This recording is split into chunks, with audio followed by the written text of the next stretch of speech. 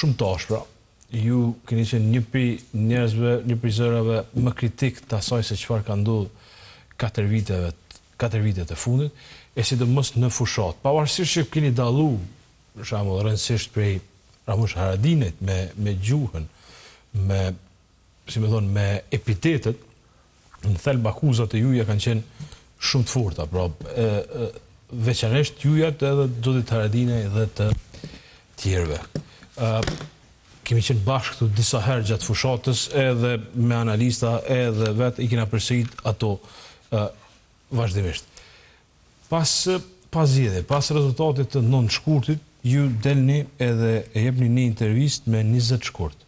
Pra, ende numëroheshin votat, ende nuk ishin certifikuar zgjedhjet, e keni dhënë një intervistë në televizionin Dugazhinit, Debat Plus, ku pastaj ka shpërthyer gjithçka ndaj jush, pra ka pas akuza, mëdha, përfolje, debate etj. Në lidhje me atë intervistë. Prej asaj dite ju nuk keni dalë më, kjo është intervista e radhës e juja.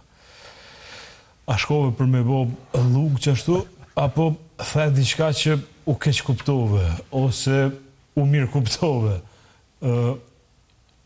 mas poj për partnerve tuj që kishi garu bashk, e pastaj edhe për opinionit.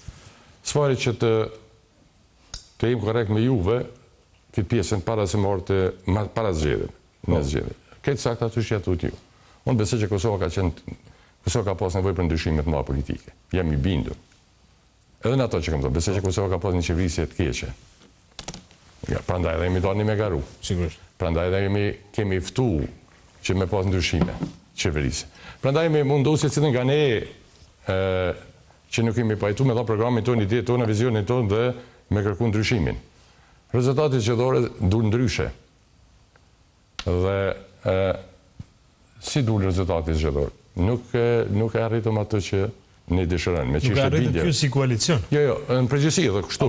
Nuk e arritëm ndryshimi, pasaj edhe po, sigurisht. Nuk e ndryshimi. Qytetari Kosovës me vot nuk votoj ashtu si që pritej, si që dënim ne. Ne besonim si që një qeverisje jo e mirë, një qeverisje keqe, 4 vjeçare, si që kam thonë, nuk provohet shteti, pa përvoje, gjitha ato, në planin ekonomik, në planin diplomatik, në gjitha drejtimet. Unë kam besuar në ato që kam thonë dhe besoj edhe sot,